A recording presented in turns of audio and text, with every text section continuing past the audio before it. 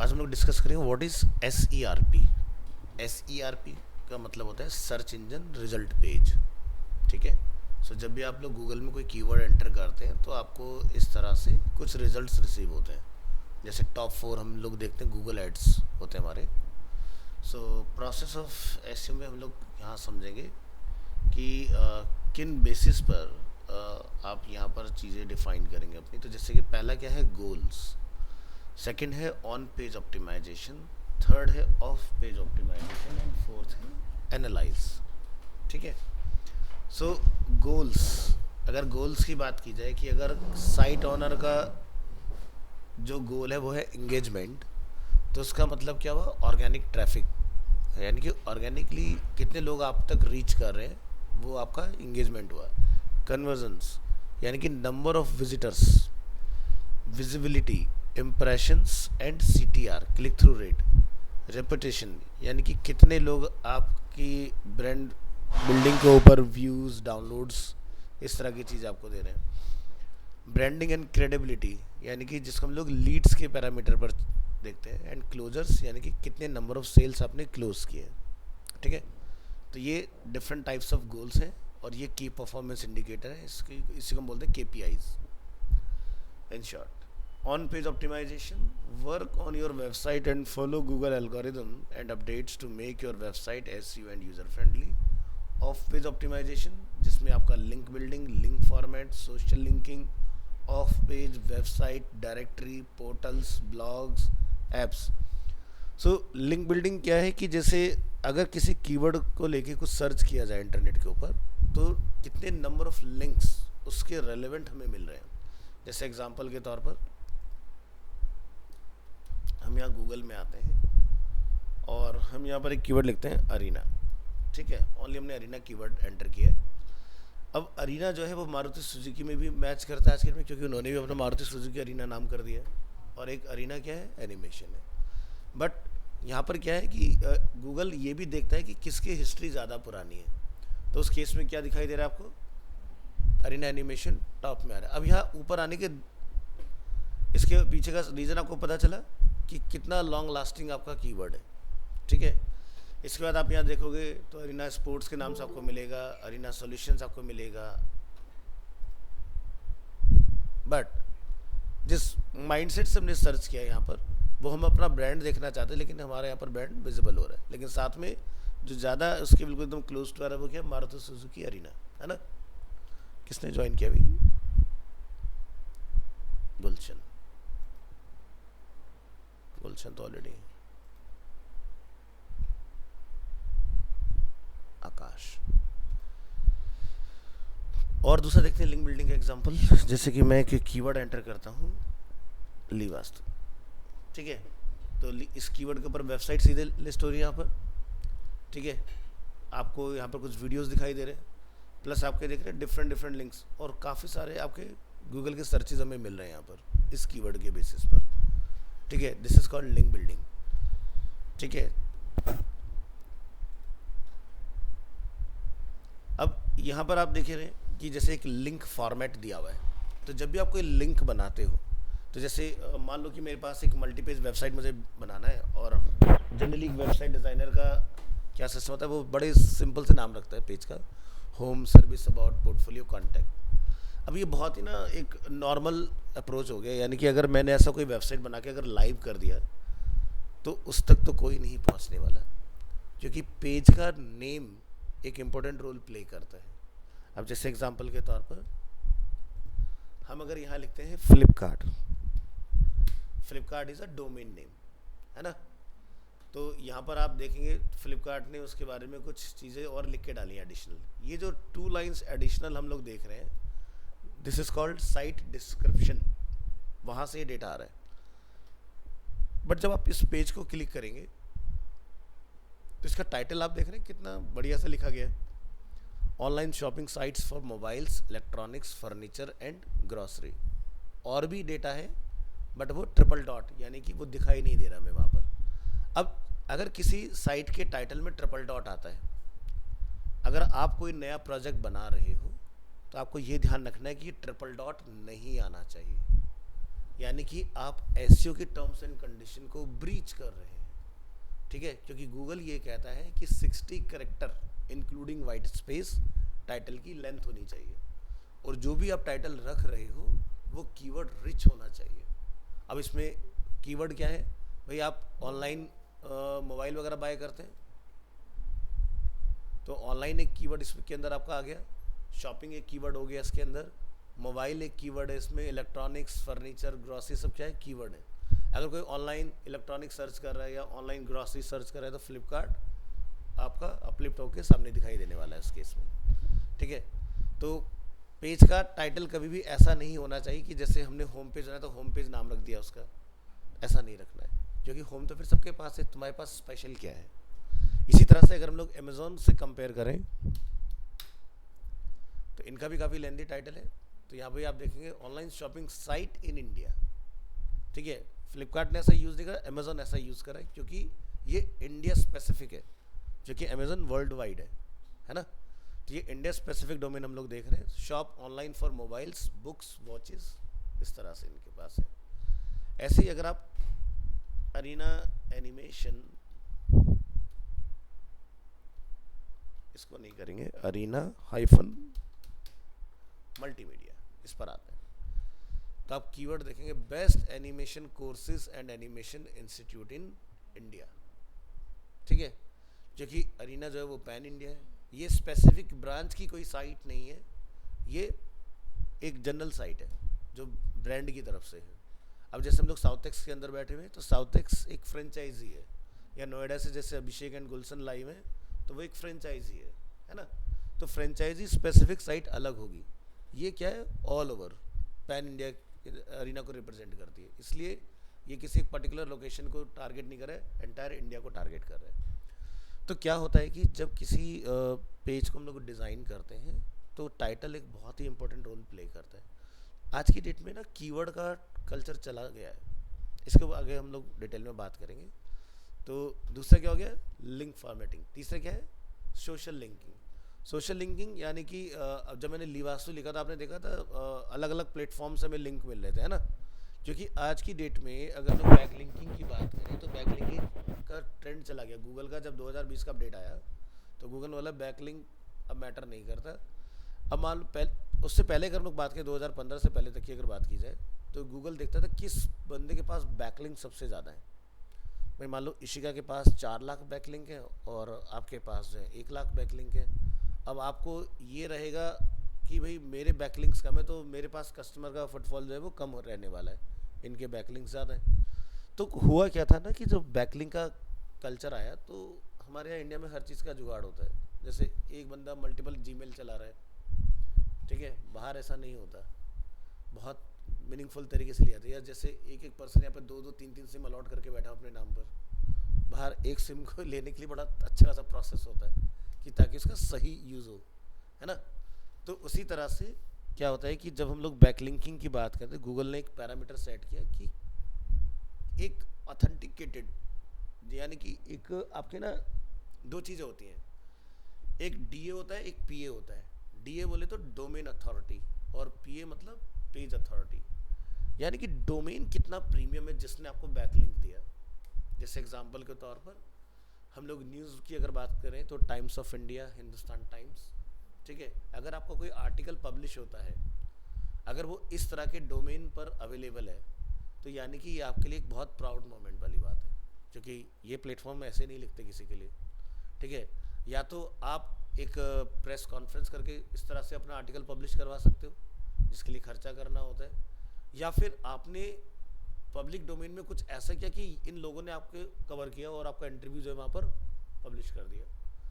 तो इस तरह से बेसिकली आज की डेट में बैकलिंकिंग को वैल्यू करता है। अब मान लो तुम्हारे पास लाख डोमेन बैकलिंक्स अवेलेबल है लेकिन आपके पास एक क्वालिटी बैकलिंक है, वो 1 लाख पर भारी पड़ेगा, ध्यान रखना। तो आज की डेट में बैकलिंक्स का ट्रेंड धीरे धीरे खत्म हो गया। अब बैकलिंक बनाने के पीछे कोई नहीं दौड़ रहा।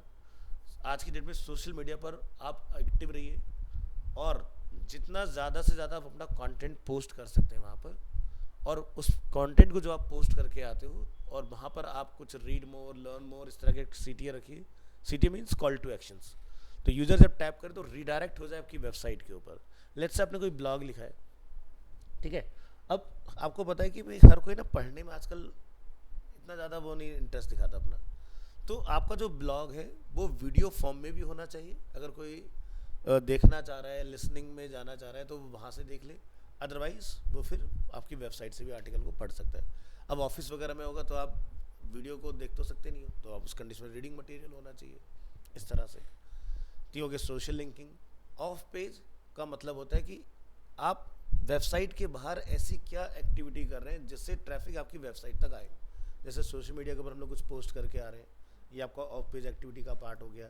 या जैसे विकीपीडिया के ऊपर आपको कोई आर्टिकल अवेलेबल है, जैसे आप यहाँ जब फ्लिपकार्ट लिखोगे तो फ्लिपकार्ट का ये आ गया अपना, क्योंकि मेन कीवर्ड मैच कर रहे हैं, तो flipkart.com आ गया, फ्लिपकार्ट का मोबाइल ऐप आ गया, फ्लिपकार्ट का फेसबुक, फ्लिपकार्ट का ट्विटर, उसके बाद में उनका यूट्यूब चैनल फ्लिपकार्ट का, फिर क्या है विकीपीडिया, है ना। तो जनरली क्या होता है, बड़े बड़े ब्रांड के आपको विकीपीडिया पर मिल जाएंगे लिंक्स। जैसे कि अगर हम लोग यहाँ पर आते हैं और अगर हम लोग यहाँ सर्च करते हैं अरीना एनिमेशन, एंटर करेंगे तो अगर इससे रिलेटेड कुछ डाला गया होगा तो ज़रूर मिलना चाहिए हमें। फिलहाल इससे रिलेटेड इस पर नहीं है, तो ओनली आप सर्च करें एपटेक, ये देखो आ गया। तो एपटेक को कवर किया हुआ है इसके ऊपर, तो यहाँ पर आप देख पाओगे ये सारी चीज़ 1986 में बेसिकली ये स्टार्ट हुआ था, ठीक है। और यहाँ पर इसकी सारी इन्फॉर्मेशंस वगैरह आपको मिल जाएंगी इसके अंदर। तो विकीपीडिया एक क्या है कि ऐसा प्लेटफॉर्म है जहाँ पर जाके आप अपना खुद का account sign in sign up करके अपने बारे में लिख कर आ सकते हो, ठीक है। अब इसमें क्या सिस्टम है, पहले लोग ना यहाँ से बैकलिंक बनाया करते थे। इसमें अभी आप देखो हर जगह पर लिंक दिखाई दे रहा है आपको जगह जगह, तो इस पर क्लिक करके यूज़र उस पर्टिकुलर साइट पर रिडायरेक्ट हो जाएगा। अब विकीपीडिया पब्लिक डोमेन में तो अवेलेबल है, आप देखोगे यहाँ पर द फ्री एनसाइक्लोपीडिया, यहाँ पर भी जो भी इन्फॉर्मेशन हम लोग देखते हैं वो ऐसा नहीं कि 100% एक्यूरेट है, क्योंकि हो सकता है बहुत पुरानी हो, लास्ट कब अपडेट किया गया उस चीज़ को, है ना। तो विकीपीडिया पर अगर आप काम कर रहे हैं तो आपको यहाँ पर अपनी निश का बेसिकली ढूंढना होगा, पेज वगैरह जहाँ से जाके आप बैकलिंक बना पाएँ। वैसे यहाँ पर क्या है ना, मॉडरेटर्स होते हैं। मॉडरेटर मतलब कि जैसे मैं विकीपीडिया पर मैनेज करता हूँ चीज़ों को टाइम टू टाइम, तो मेरा यहाँ पर क्या है, एक इनपुट है, तो मेरा काम ये रहेगा कि कोई ऐसा संदिग्ध व्यक्ति तो नहीं है जो अननेसेसरी फॉल्स बैकलिंक बना के वहाँ से ट्रैफिक ड्राइव करने की कोशिश कर रहा हो। तो हम उसको क्या करते हैं, नो फॉलो कर देते हैं, डू फॉलो की जगह। तो यानी कि वो बैकलिंक उसके लिए काम नहीं करेगा, कुछ दिन के लिए ज़रूर चल सकता है, लेकिन जब मॉडरेटर की वो एक ट्रैकिंग में आ गया कि भाई ये गलत बैकलिंक, इसको हटाना चाहिए यहाँ से, तो वो हटा दिया जाता है। तब बैकलिंक यही होता है कि आर्टिकल के बीच में लिंक्स का होना, दिस इज कॉल्ड बैकलिंक्स। तो यानी कि यहाँ से हम क्लिक करें तो हम कहीं और रिडायरेक्ट हो जाए। तो ये देख लो विकीपीडिया के अंदर ही इंटरकनेक्टेड हो रखी हैं चीज़ें, है ना। तो जैसे बहुत सारी क्या होती है साइट, जैसे फ्लिपकार्ट अगर हम लोग यहाँ लिखेंगे तो हो सकता है यहाँ पर कोई ऐसा लिंक हो जो फ्लिपकार्ट पर रिडायरेक्ट कर रहा हो, ठीक है। तो ये आपका आ गया सब्सिडरी कंपनी टाइप। 2007 में स्टार्ट हुई थी कंपनी है, सचिन बंसल एंड बिन्नी बंसल इन लोगों ने स्टार्ट किया था। बाद में अब ये कहाँ चली गई, वॉलमार्ट। 85% जो इसका स्टैक है वो वॉलमार्ट के पास है। ये कंपनी कई बार बिक चुकी है, ठीक है, बट हम एंड यूज़र को अब ये फ्लिपकार्ट के नाम से पता है, लेकिन इंटरनली इसके अंदर बहुत सारे चेंजेस हो चुके हैं, ठीक है। और कंपनी काफ़ी अच्छा ग्रो कर रही है अगर आप देखेंगे तो यहाँ से तो जैसे एक बहुत पहले एक मूवी आई थी चेन्नई एक्सप्रेस, तो हनी सिंह का उसमें लाइन आता है, मेरे बारे में विकीपीडिया पे पढ़ लो तो विकीपीडिया के ऊपर फेमस पर्सनस हो गए या ब्रांड्स हो गए, बिजनेसेस हो गए, आपको उनसे रिलेटेड इन्फॉर्मेशन मिल जाएगा, और वो टाइम टू टाइम अपडेट होते रहते हैं। और आप लोग भी जाके वहाँ पर चीज़ों को बदल के आ सकते हो। अगर आपको लगता है कि भाई ये चीज़ मेरे बारे में फॉल्स लिखी हुई है, अकाउंट बनाइए, उस पेज को आप अपडेट कर सकते हैं, ठीक है। फिर क्या होता है डायरेक्टरी। डायरेक्टरीज क्या होता है, जैसे कि येलो पेजेस हो गया, सुलेखा हो गया, जस्ट स्टाइल हो गया, इस तरह की साइट्स को हम लोग क्या बोलते हैं, डायरेक्टरी साइट बोलते हैं, ठीक है। फिर क्या पोर्टल्स, ठीक है। तो डिफरेंट डिफरेंट बिजनेस पोर्टल्स हैं, जैसे इंडिया मार्ट हो गया, है ना, उस तरह की चीज़ें। ब्लॉग्स, जो कि हमारी साइट का अपना एक इंटीग्रेटेड फीचर होता है। पहले के टाइम में सिर्फ वेबसाइट बना करती थी, लेकिन आज की डेट में वेबसाइट के अंदर एक हम लोग फीचर ऐड करते हैं ब्लॉगिंग का।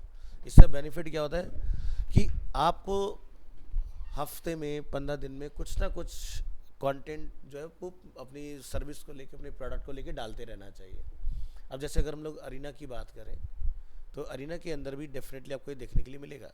तो हम यहाँ से थोड़ा सा स्क्रॉल करेंगे, मेन्यूज़ में आएंगे, ये देखिए ब्लॉग का एक सेक्शन है। नो आइडिया लास्ट कब अपडेट हुआ था, बट ट्राई करते हैं। तो यहाँ देखिए 14 पोस्ट जो है विजुअल इफेक्ट्स को लेके डाली गई हैं। 10 पोस्ट यहाँ पर फिल्म मेकिंग से रिलेटेड यहाँ पर अवेलेबल है। तो यहाँ पर आर्काइव भी अवेलेबल है। तो 2019 से इन्होंने पहली बार ब्लॉगिंग करना स्टार्ट किया इसमें, और 2025 में अभी तक 6 आर्टिकल जो है पब्लिश हो चुके हैं मार्च के अंदर। जनवरी में 5 हुए हैं, दिसंबर में 3 हुए, ठीक है। फैब में इन्होंने कोई भी पोस्ट नहीं डाला है। तो आर्काइव क्यों रखा जाता है कि भाई आपका अगर कोई पास्ट कंटेंट किसी ने देखना है तो उसको भी जाके एक्सपीरियंस कर पाए। तो जब बैकलिंकिंग बंद हुए ना, तो आया ब्लॉगिंग का सिस्टम कि भाई एंड यूज़र को कैसे इंगेज करोगे। तो आपको ट्रेंडिंग, आपको टॉपिक्स ढूंढने होते हैं और उनके ऊपर अपना कंटेंट राइट करना होता है। खैर, जो हमारे वेब वाले हैं उनका ये कोई काम नहीं है, ठीक है। उनका काम है ब्लॉग बना के देना। ये काम होता है जो एसईओ करते हैं प्रॉपर ऑफ पेज। ऐप्स अगर आपका अवेलेबल है कोई, तो आप अपने ऐप के लिए भी यहाँ पर काम, जैसे मैंने अगर फ्लिपकार्ट सर्च किया तो फ्लिपकार्ट का आपको ऐप यहाँ दिखाई दिया होगा। बैक करें, अगर कहाँ थे हम, गूगल, यहाँ लिखेंगे फ्लिपकार्ट, देखो दिखाई दे रहा है। तो ये भी आपको सर्च कंसोल में बताना होता है कि भाई हमारा ऐप भी अवेलेबल है। तो गूगल एनालिटिक्स क्या करता है, दोनों चीज़ों को ट्रैक करता है कि भाई आपका डेस्कटॉप पर, आपका मोबाइल पर विजिटर किस तरह से है ना। तो समझेंगे इस चीज़ को जब प्रैक्टिकल पर आएंगे। फिर क्या था, एनालाइज। एनालाइज करने के लिए गूगल ने अलग अलग ऑप्शंस आपको दिए हैं, जैसे कि tools like Google search console, Google analytics. ये दोनों टूल क्या है, गूगल की तरफ से हैं और फ्री ऑफ कॉस्ट है। इसके बाद आता है AHREFs एंड सैमरस। ये क्या होते हैं, पेड टूल है। इसका आपको एक सब्सक्रिप्शन बाय करना होता है, एक्सपेंसिव टूल होते हैं। सो यूज़ फ्री और paid analysis tool for review and progress your work. तो आप क्या इसके थ्रू चेक कर पाओगे कि भाई हमारी वेब, जैसे मान लो आपने कोई वेबसाइट बनाया, आपसे कोई पूछे, अगर आप किसी क्लाइंट के लिए काम करें कि भाई क्या ट्रैफिक है ना, तो आप कैसे बता पाओगे। तो कोई ना कोई तो डैशबोर्ड होना चाहिए जहाँ पर मुझे ये सारे दिखाई दें चीज़ें। तो इसी के लिए हम लोग यूज़ करते हैं गूगल सर्च कंसोल, जिसको हम लोग पहले गूगल वेब मास्टर के नाम से जानते थे, ठीक है। तो बट 2018 में गूगल ने कुछ रीब्रांडिंग वगैरह की अपने, और नाम चेंज कर दिया उसका। नेक्स्ट हम लोग देखते हैं टाइप्स ऑफ एसईओ में कितने तरह के एसईओ हैं। जैसे अगर देखा जाए तो आपका होता है on page, of page and technical. लेकिन इनके अंदर भी आपके कुछ और टाइप आते हैं, white head, black head and grey head, ठीक है। अब ये तीनों चीज़ें क्या हैं, एथिकल अनएथिकल वाली बातें हैं, ठीक है। तो टाइप्स ऑफ एसईओ, जैसे हमने इसको कुछ विजुअल रिप्रेजेंट किया इस तरह से, ये वाइट हेड है यानी कि सब कुछ एथिकल है इसके अंदर। ब्लैक हेड यानी कि आप गूगल के अगेंस्ट, उसकी पॉलिसी के अगेंस्ट जाके कुछ काम कर रहे हैं। तो गूगल क्या करता है, ऐसे केस में आपको चेक करेगा कि अगर आप, जब भी उसकी ट्रैकिंग होगी, ठीक है, आज आपने काम कर लिया, खुश हो गए, महीने भर में आप एकदम टॉप पर आ गए, ठीक है। अब गूगल के रडार पे अगर आप आ गए तो आपका डोमेन खत्म है। मतलब फिर डोमेन आपका कैसे काम करेगा, जैसे हम एक दूसरे बताएं भाई मेरी वेबसाइट दिस इज दिस है, तभी विजिटर वहाँ तक पहुँच सकता है, नहीं तो गूगल के थ्रू कोई नहीं। सर्च में आपकी इंडेक्सिंग खत्म हो जाएगी। ग्रे हैट यानी कि दोनों को मिक्स करो थोड़ा थोड़ा, ठीक है, और ग्रे हैट में आ जाओ, तो गूगल छोड़ देता है, चलो ठीक है, 100 में से गलती माफ़ है, वैसा लगा। जैसे कहते हैं ना, आटे में नमक डाल लोगे तो चल जाएगा, नमक में आटा डाल के सोचोगे रोटी बन जाएगी, तो नहीं बनेगी। तो इसका कैलकुलेशन है कुछ यहाँ पर, जैसे वाइट हेड की बात हम अगर हम लोग करें तो बेनिफिट्स क्या हैं, only organic and ethical SEO activities are use in white hat SEO, must follow search engine guideline and algorithm. White hat SEO techniques is must for best long-lasting sustainable ranking and results. For building positive online reputation, white hat SEO techniques is must. Technique क्या है white hat SEO के लिए, जैसे making SEO and user friendly website according to the Google updates and guideline. अब 2020 में Google ने एक बहुत बड़ा अपडेट निकाला पैंडमिक में कि जिसकी भी वेबसाइट रिस्पॉन्सिव नहीं हुई, भूल जाओ उसकी इंडेक्सिंग होने वाली गूगल में। उन्होंने बोला कि अगर वेबसाइट मोबाइल पर नहीं खुल रही है ना, तो मैं एंड यूज़र को तुम तक पहुंचने ही नहीं दूंगा। तो 2020 के बाद से रेस्पॉन्सिव ही वेबसाइट बन रही है। अब ऐसा कोई वेबसाइट नहीं बनना जो रेस्पॉन्सिव ना हो। अगर आपको कोई ऐसी वेबसाइट मिलती है जो रेस्पॉन्सिव नहीं है, तो आप ध्यान दीजिएगा उसका मोबाइल एप्लीकेशन ज़रूर होगा, है ना। अगर कोई वेबसाइट रेस्पॉन्सिव समझ रहे हैं, यानी कि जो डिवाइस के अकॉर्डिंग ऑटोमेटिकली एडजस्ट हो जाए लेआउट, कि टैबलेट पर हमने एक्सेस किया, टीवी पर हमने एक्सेस किया, डेस्कटॉप, लैपटॉप, मोबाइल फ़ोन्स, तो सभी के ऊपर वेबसाइट बहुत अच्छे से एडजस्ट हो जानी चाहिए। अब गूगल ने ऐसा क्यों किया? उसने हमारा फ़ायदा नहीं सोचा, उसने सोचा अपना बेनिफिट। भाई गूगल को देखो, बेनिफिट जो उसका सोर्स ऑफ इनकम है, जो रेवेन्यू उसको आता है, वो आता है ऐड के थ्रू। अगर आपकी वेबसाइट उस तरह से होगी, ठीक है, तभी तो उसको ट्रैफिक लाने में फ़ायदा होगा। अब आपकी वेबसाइट पे विजिटर उसने पहुंचा भी दिया, लेकिन कंटेंट वो एक्सपीरियंस कर नहीं पा रहा है सही से, तो उस कंडीशन में गूगल को क्लिक करा के आप तक पहुंचाने में उल्टा लॉस होता है, फ़ायदा नहीं होता है। तो गूगल अपना बेनिफिट देखता है कि भाई सीधी सी बात है, जब कोई विजिट करेगा, और जैसे देखते हो आप एग्जांपल के तौर पर कि आपने कुछ सर्च किया, आप किसी वेबसाइट पर गए, वहाँ पर वही सर्च ऐड आपको दिखाई दे रहे हैं। अब कुछ खरीदारी होगी तभी तो गूगल को फ़ायदा होगा। तो यानी कि मान लो कि भाई इशिका ने अपना ऐड चलाया, और आपने वो ऐड सर्च की, मतलब वो प्रोडक्ट या सर्विस सर्च की थी, अगर आप लोगे तो इशिका को एक लीड मिलती है, और गूगल उस लीड का एक कट ऑफ लेगा कि भाई 25% मेरे हो गए, तुमसे कन्वर्ट हो या ना हो, है ना। तो ये सीधा सा एक मैकेनिज्म है।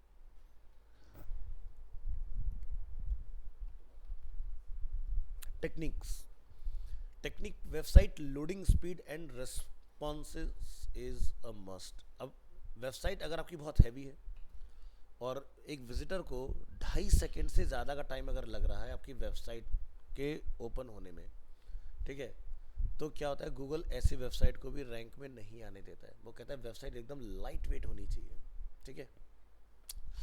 Quality, evergreen, informative content give best result.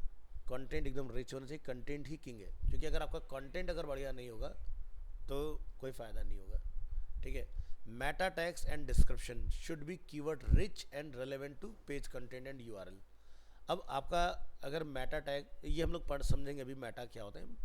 वैसे अगर आप फोटोशॉप पढ़ गए तो आपने वहाँ पे पढ़ा होगा मेटा डेटा, ठीक है। मेटा डेटा फाइल मेन्यू के अंदर आता है, जिसका काम होता है कि अगर आप कोई ग्राफिक अगर एक्सेस कर रहे हो जो कैमरा से कैप्चर हुई है, अनप्रोसेस्ड इमेज है, तो आपको उसके अंदर सारी इन्फॉर्मेशन मिलती है कि भाई आपने किस फ़ोन से या किस कैमरा से कैप्चर किया है, क्या आपने फ्लैश लाइट फायर की थी या नहीं की थी, किस लैटिट्यूड, लॉन्गिट्यूड, ऑल्टीट्यूड पर आपने उस फोटोग्राफ को कैप्चर किया है। तो आपकी सारी इंपॉर्टेंट इन्फॉर्मेशन आपको वहाँ पर मिल जाती है देखने के लिए, ठीक है। तो वैसे हम लोग अपने पेज को जब बनाते हैं तो उसकी मेटा इन्फॉर्मेशन की ऑथर कौन है, पेज का टाइटल क्या है, उसका डिस्क्रिप्शन क्या है, उसके कीवर्ड्स क्या हैं, ये सारी चीज़ें हम लोग उसके अंदर ऐड करते हैं। Meta tag and description should be keyword rich and relevant to page content and URL. Keep site structure user friendly, ठीक है। अब साइट का स्ट्रक्चर क्या है कि एक विजिटर अगर आपकी वेबसाइट पर आ रहा है तो नेविगेशन एकदम क्लियर होना चाहिए। ऐसा नहीं कि नेविगेशन क्लियर ही नहीं है, हमें समझ ही नहीं आ रहा कि नैब बार कहाँ है। उसके बाद में मुझे कोई फॉर्म दिखाई दिया, ठीक है, तो वो फॉर्म क्या मैंने एकदम टॉप में डाल दिया, या मैंने कुछ इन्फॉर्मेशन शेयर करने के बाद फॉर्म रखा है अपना। तो ये सारी चीज़ें भी चेक की जाती हैं गूगल की तरफ से। अगर आपका पेज का स्ट्रक्चर सही ऑर्डर में है तो आपको उसका बेनिफिट मिलेगा। Point, images and videos must be relevant to page content. अब ऐसा नहीं कि आपने जो ग्राफिक्स लगाए हैं, जो कंटेंट आपने वहाँ पर लिखा हुआ है वो कॉन्ट्राडिक है ना। हम बात करें ग्राफिक की, इमेज लगा दी हमने वेब की उसके अंदर, तो वो गलत हो गया। क्योंकि कई बार जब आप जैसे जनरली लोग सर्च करते हैं हेल्थ के लिए टिप्स वगैरह, तो जैसे एक हेल्थियंस एक प्लेटफॉर्म है ना, ऐसे आप न्यूज़ वगैरह में भी देखते हो, ये आपके जितने भी न्यूज़ पोर्टल्स हैं ये सभी हेल्थ के ऊपर, साइंस के ऊपर, टेक के ऊपर अपने ब्लॉग्स या न्यूज़ वगैरह डालते हैं। अब जब आप कोई हेल्थ से रिलेटेड अगर कोई टिप्स वगैरह देख रहे होते हो तो आप देखते हो, ऐसा नहीं कि जब वो टॉपिक स्टार्ट हो तो सबसे टॉप में इमेज था। इन बिटवीन जहाँ जहाँ पर जिस चीज़ की बात की जा रही होगी वहाँ पर उससे रिलेवेंट आपकी इमेजेस होंगी। तो इमेज क्या करती है, एक इंटरेस्ट डेवलप करती है कंटेंट को आगे पढ़ने में। अब आपने इमेज लगा के छोड़ दिया बिल्कुल टॉप में, उसके बाद में कोई डिस्कशन नहीं है।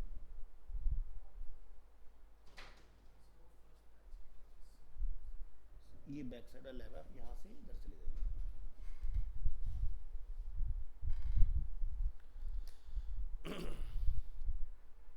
बात करेंगे black hat. This is completely unethical process, violation of search engine guidelines and algorithms. Black hat SEO can provide quick and good results in short term but not sustainable in long lasting. Use of black hat SEO can get your domain blacklist and remove your website from search engine. Point black hat tactics are spam tactics. Point website will be penalized for lifetime. So techniques black hate में जैसे क्या क्या लोग use कर रहे हैं, जैसे कि पेड लिंक का इस्तेमाल करना कंटेंट के अंदर, hidden text in the website, भी वाइट बेस है, वाइट ही टेक्स्ट कुछ आपने लिख के डाल दिया कि भी एंड यूज़र को दिखाई नहीं दे, लेकिन वहाँ पर मैंने कीवर्ड स्टफ कर रखे हैं. तो जैसे देखते हो कुछ ऐसी साइट्स जब आप कुछ सर्च कर रहे होते हो, आप पेज पे कहीं भी क्लिक करो तो 2 लिंक और खुल जाते हैं. इस तरह की चीज़ें. आर्टिकल स्पिनिंग कि हम लोग बहुत बार उसी चीज़ को जगह जगह पर लिख रहे हैं unnecessary. Hidden links, clocking, website को ओवर ऑप्टिमाइज करना कि भाई हमने टाइटल में भर भर के कीवर्ड डाल दिए, डिस्क्रिप्शन में भी भर भर के कीवर्ड डाले हुए. ठीक है, कंटेंट का स्कैम कर रहे हो आप लोग, फॉल्स वाली चीज़ें होती हैं. लिंक मैनिपुलेशन की भी मैं बोल रहा हूँ, ग्राफिक डिज़ाइनिंग खुलवा रहे हो, वेब डिज़ाइनिंग. ठीक है, ये सारी चीज़ें. SCRP स्पैम कि भाई आप यूज़र ने सर्च किया जैसे अरीना एनिमेशन, हमने वहाँ पर क्लिक किया अरीना एनिमेशन की वजह से, लेकिन खुल गया मैक उसके ऊपर, तो ये इस तरह का स्पैम हो गया. SCRP. क्रूक्ड वेबसाइट जिसके अंदर लिंक्स बहुत सारे ब्रेक हैं आपके. तो ये सारी की सारी जो टैक्टिक्स हैं ये सब आपकी ब्लैक हैट के अंडर में आती हैं. ग्रे हैट यानी कि white hat plus black hat equal to क्या होना है, ग्रे हैट. ठीक है, तो यानी कि 80 to 90 वाइट मिलाओ, 10 to 20% अपना ब्लैक मिलाओ और इक्वल टू तैयार हो गया ग्रे हैट ऐसी. ठीक है, तो इसके लिए कुछ अलग से रॉकेट साइंस नहीं है. चलिए, तो टाइप्स ऑफ एसईओ एक्टिविटीज़ वगैरह की बात कर लेते हैं कि भाई ऑन पेज एसईओ में हमें किन किन चीज़ों का ध्यान रखना होता है. So on page SEO is the process of optimising the structure and content of the web page. It helps in making an SEO and user friendly website. The ultimate goal of on page is to help in crawling and indexing your website. So on page का जितना भी काम है, ठीक है, ये काम होगा वेब डिज़ाइनर्स के थ्रू. ठीक है, और अगर वेबसाइट वर्डप्रेस वगैरह में है बनी हुई तो फिर आप करेंगे ये वाला काम. ठीक है, दूसरा कि अगर वेबसाइट किसी डिफरेंट टेक्नोलॉजी में है तब भी आप ही को हेल्प करना होगा उस केस में. ठीक है, तो यानी कि डेवलपर या डिज़ाइनर के साथ बैठकर आपने वेबसाइट को फिक्स कराना होता है. तो जैसे कि की टर्म्स, ठीक है, offline keyword research, online keyword research, ये आपको करना पड़ेगा. ऑन पेज ऑप्टिमाइजेशन में स्टाइल एंड स्ट्रक्चर जो कि वेबसाइट डिज़ाइनर डेवलपर ने उसका सेट किया है वो चीज़ चेक करना. और दूसरा कि कंटेंट जो भी उसके अंदर लिखा गया है, जैसे देखते हो ना कि जब भी हम लोग कोई एक टेम्पलेट फॉर्म में कोई साइट देखते हो, लॉरेम इप्सम लिखा रहता है वहाँ पर, तो कंटेंट रिप्लेस कराना सही और वो एकदम यूनिक हो, कहीं से कॉपीड ना हो, ये चीज़ें भी चेक करना बड़ा ज़रूरी होता है. क्योंकि अगर आपने मान लो कि कोई वेबसाइट बनानी है कि जैसे लेट्स से आपको एक अरीना का ही प्रोजेक्ट मिला कि भाई एक नया फ्रेंचाइजी एक पर्टिकुलर लोकेशन पर ओपन हुआ है और आपने उसके लिए एक वेबसाइट बनाना है, तो आपने लिख दिया अरीना एनिमेशन जो भी लोकेशन है. ठीक है, एग्जांपल के तौर पर. अब आपको कंटेंट चाहिए, कंटेंट आपको पता नहीं, तो आप क्या करोगे, थोड़ा सा इस वेबसाइट से उठाओगे, थोड़ा सा उससे उठाओगे और लिखकर एक वेबसाइट फॉर्म करके आप रेडी कर दोगे. बट ये सही प्रैक्टिस नहीं है, क्योंकि आज की डेट में 2020 के बाद से गूगल ये देखता है कि कहीं आपने डेटा कॉपी पेस्ट तो नहीं किया हुआ है. अगर आपका डेटा कॉपी पेस्ट होगा तब भी आप रैंक नहीं कर पाओगे. इसको हम बोलते हैं प्लगरिज्म, यानी कि कॉपी पेस्ट है सब कुछ. इमेजेस भी आप ऐसे ही कॉपी करके नहीं लगा सकते हो वेबसाइट के अंदर. अगर जैसे हम लोग क्या होता है ना, कई बार आज के दिन बहुत सारे तरीके आ चुके हैं कि आपने कोई एआई फाइंड आउट कर लिया और वहाँ से कोई आपने पेड इमेज उठाया, वाटर मार्क उड़ाया, उसके और अपनी वेबसाइट पर लगा दिया. अगर आपके पास उसका डिजिटल लाइसेंस नहीं है तो भी आप फंस जाओगे. ठीक है, तो नहीं कर सकते हम लोग ऐसा कुछ भी. ना तो हम लोग किसी का डेटा ले सकते हैं, ना ही हम लोग किसी का ग्राफिक ले सकते हैं. तो आपको उसके अंदर कुछ चेंजेस मैनिपुलेशन करने पड़ेंगे. तो जैसे आप लोगों ने नोटिस किया होगा, फेसबुक अगर आप लोग चलाते हैं तो फेसबुक से बहुत सारे लोग ना पूरी पूरी पिक्चर डाल देते हैं. ठीक है, या कोई फेमस शॉट उठा के डाल देंगे. अब फेसबुक कैसे अलाउ कर रहा है इस चीज़ को? फेसबुक भी नहीं करता है, लेकिन हमारा हिंदुस्तान में लोग बड़े तेज़ हैं. वो कहते हैं अच्छा ये ऑडियो के बेसिस पर मुझे फॉल्स कर देगा, तो उसकी ना स्पीड बढ़ा देंगे. प्रीमियर में जब एडिट करोगे तो जैसे 1x पर चल रहा है तो 1.5x कर देंगे. तो तो जब आप वो उस तरह की वीडियोस देख रहे होते हैं ना, तो वो ओरिजिनल ऑडियो में नहीं आ रही, वो भाग रही होती है बड़ी तेज़ी से, और लोग उसके ऊपर अपना पैसा कमा रहे होते हैं। उनका काम ही यही होगा कि उठाओ, पोस्ट डालो, बीच में से कहीं से एक बढ़िया सा एक्शन शॉट निकाला, और उसके बाद फिर इंगेजमेंट होगा, लोग पूछे भाई मूवी का नाम बताओ, ये है वो है सारी चीज़ें, और उसके बाद जब दबा के कन्वर्सेशन चल रहा है। तो ये ऑडियो में उसका हल्का फुल्का छेड़छाड़ कर दिया, या लेवल पिच उसकी अप एंड डाउन कर दिया, तो इस तरह से वो अपना काम चला रहे हैं। तो यहाँ पर बहुत सारे तरीके, बुद्धिजीवी लोग बहुत हैं, हर चीज़ का सॉल्यूशन निकाल लेंगे, अच्छा कैसे बचा रहे हैं इसको। Next, technical mechanics of your page. तो जैसे कि यूआरएल का ऑप्टिमाइजेशन। देखो जो वेब वाला बंदा होता है ना, उसको कोड करना आता है, लेकिन अगर वेब वाले बंदे को बेसिक्स अगर ये पता हो, तो एक बहुत अच्छी वेबसाइट वो टेक्निकल ऑन पेज एसईओ में अपनी पास करा सकते हैं। अब जैसे मान लो कि हमारे यहाँ पर नोएडा से कुछ बच्चे हैं, जैसे कि गुलशन है वहाँ से, अभिषेक है वहाँ से, क्योंकि ये इन लोगों का पूरा GWDD कोर्स है। ये बाकी और भी स्टूडेंट हमारे जो यहाँ से ज्वाइन करे हुए हैं, जैसे अनिकेत है, आकाश है। तो क्या है कि इन्होंने मान लो कि वेबसाइट बना दिया, बहुत खूबसूरत है, अगर कोई देखेगा एक बार में पसंद आ रही है, लेकिन अगर उस वेबसाइट का एसईओ कोई और करेगा, तो वो क्या करेगा कि भाई ये तो वेबसाइट पूरी गलत है, इसके अंदर तो बहुत सारी कमियां हैं। ये एक नॉर्मल प्रैक्टिस में अगर आप देखोगे कि मान लो कि आपने किसी मैकेनिक से काम कराया, और कोई दूसरा मैकेनिक इन फ्यूचर आके उसको देखेगा, अरे भाई साहब कहाँ से करा लिया, आपको तो लूट लिया, ऐसा हो गया वैसा हो गया। सेम ऐसा हमारे फील्ड में भी होता है। यानी कि होता क्या ना, बड़े बड़े ब्रांड्स आते हैं मार्केटिंग एजेंसी के पास, ठीक है, जो डिजिटल मार्केटिंग एजेंसी होंगी। अब वहाँ पर भी टीम तो बैठी होती है, भाई उन्हें पैसा कमाना है। वो कहेंगे सर वेबसाइट तो आपकी पूरी रीडिज़ाइन करनी पड़ेगी, इसमें तो बहुत सारी कमियाँ हैं, इसमें हेडिंग सही से नहीं डिफाइन है आपके, इसमें इनलाइन सीएसएस बहुत ज़्यादा यूज़ हो गया है, ठीक है, तो ये पूरा करेक्ट करना पड़ेगा। अब आपको ब्रांड को सक्सेस करना है, तो आप क्या बोलोगे, ठीक है सर दोबारा बना दो, ठीक है। लेकिन अगर हमारे वेब वाले बंदों को ये सब पता हो कि भाई यूआरएल एक कितना इंपॉर्टेंट रोल प्ले करता है, पेज का नेम कितना इंपॉर्टेंट रोल प्ले करता है, मेटा टैग्स क्या होते हैं, ब्रेड क्रम्स क्या होते हैं, ठीक है, ऑन पेज हेडिंग्स जो होती है हमारी H1 H2 H3, इनका यूज़ हमें कितना करना है, कितनी बार करना है, body text, anchor text, images, social sharing and site map, अगर ये सारे काम हम लोग करके दे रहे हैं, ठीक है, तो आपकी वेबसाइट रिजेक्ट नहीं होगी। आज की डेट में वेब डिज़ाइनर से ये चीज़ एक्सपेक्ट की जाती कि आप टेक्निकल उस लेवल पर अपनी वेबसाइट को खुद ही पास करा के दो। ये नहीं कि कल को कोई और आके बोलता है कि भाई नहीं नहीं इसके अंदर ये सारी चीज़ें हैं, दिक्कतें हैं, इनको फिक्स करना है। तो जैसे एग्जांपल के तौर पर, जैसे यहाँ पर एक टर्म आया ब्रेड क्रम। ब्रेड क्रम क्या होता है कि भाई जैसे हम यहाँ पर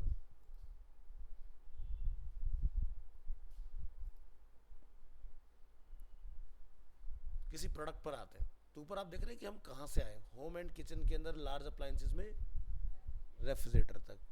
या जैसे अगर मैं यहाँ पर इसकी बात करूँगा अरीना की, तो जैसे मैं यहाँ से किसी पर्टिकुलर कोर्स में आ जाता हूँ, let's say VFX home course, VFX के अंदर अगर मैं किसी और कोर्स पर जाऊँगा तो बताएगा VFX के अंदर आप कहाँ पर हैं। तो एसईओ में अगर ये प्रैक्टिस आप यूज़ कर रहे हैं, ठीक है, तो गूगल को बहुत अच्छे से क्लैरिटी मिलती है कि कौन सा पेज किसका पेरेंट है, किसका चाइल्ड है ना।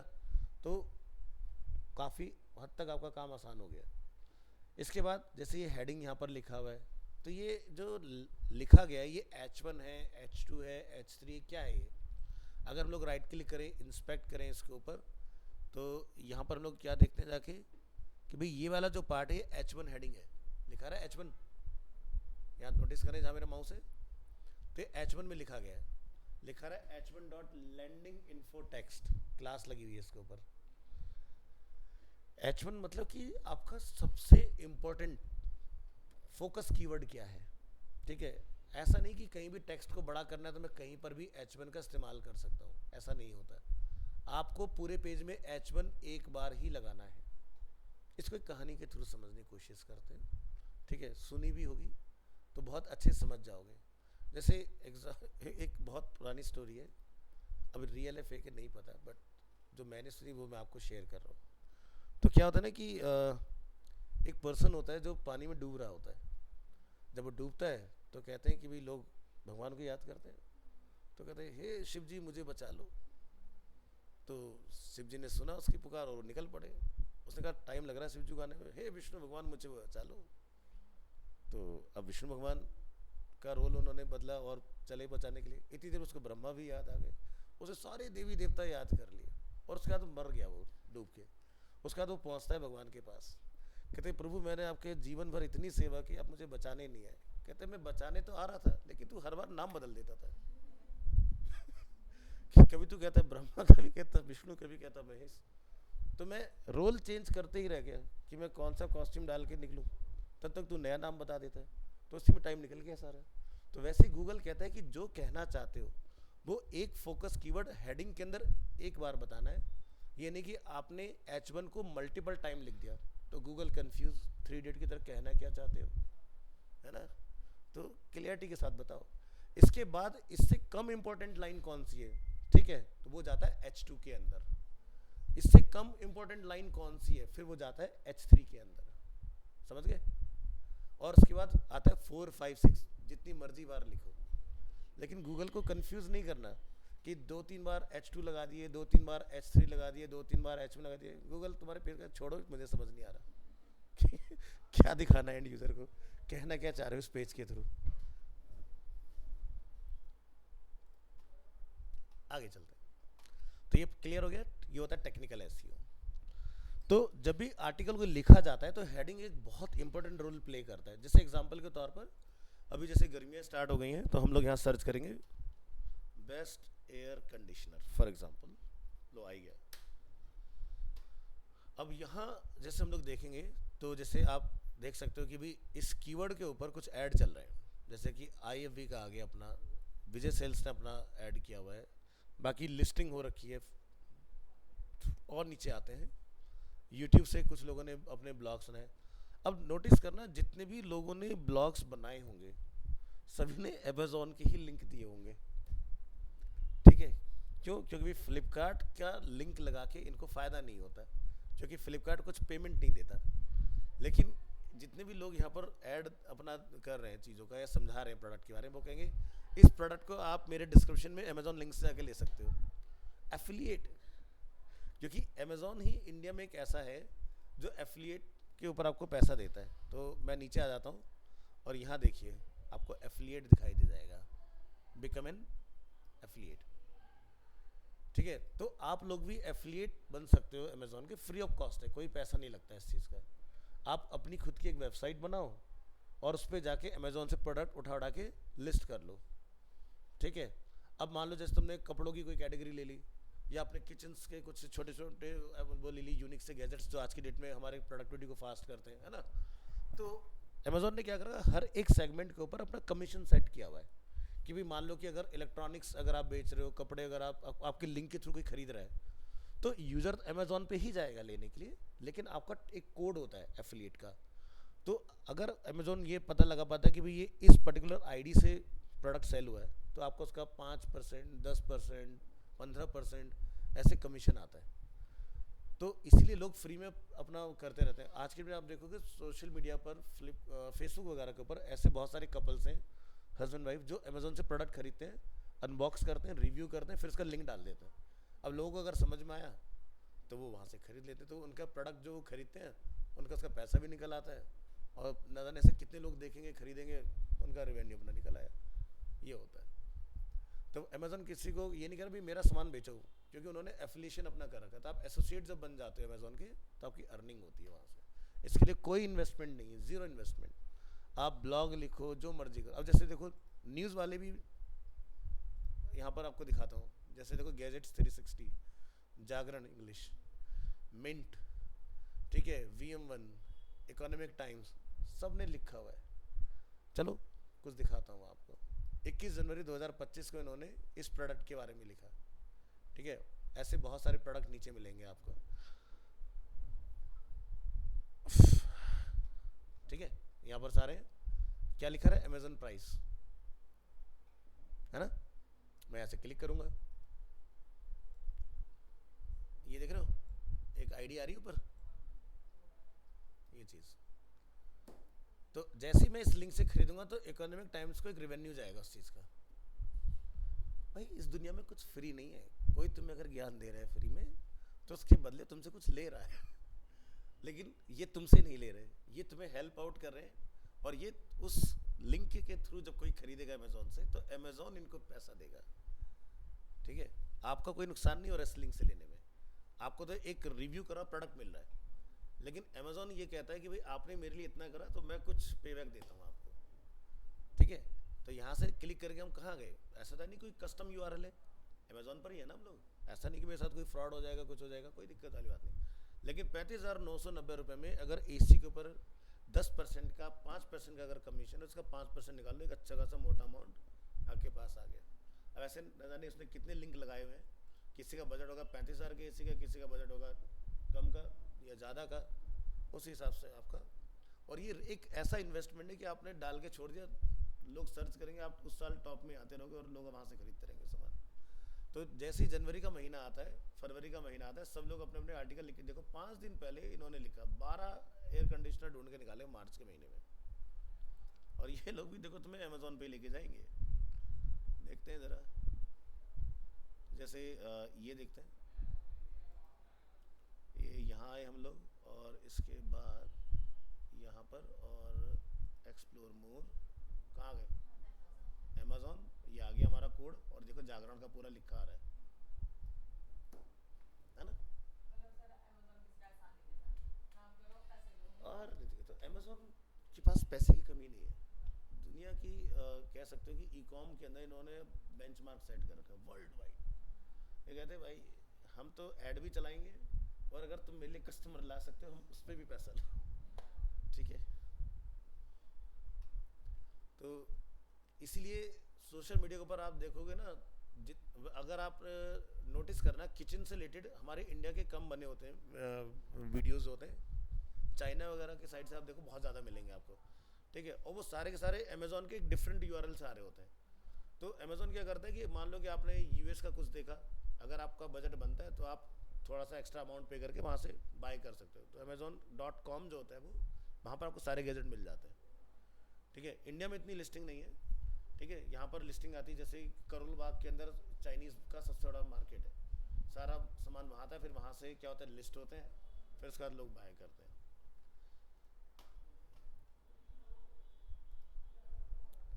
तो एफिलिएट मार्केटिंग यही होती है कि आप किसी के लिए कंटेंट राइटिंग वगैरह कर रहे हो, उसके अंदर लिंक्स वगैरह लगा रहे हो, उसके बाद यूज़र आपके लिखने से इतना ज़्यादा इन्फ्लुएंस होता है, प्रभावित होता है, वो जाके कुछ वहाँ से डील ले लेता है कि भाई हो सकता है आपका कुछ परचेज करने वाली चीज़ होगी या कुछ शेयर करने वाला हो गया सिस्टम, इस तरह की चीज़ें। So technical expect of SEO, compatibility, कितना बढ़िया आपका वेबसाइट का, structured data markup, 301 redirect and customize 404 error page.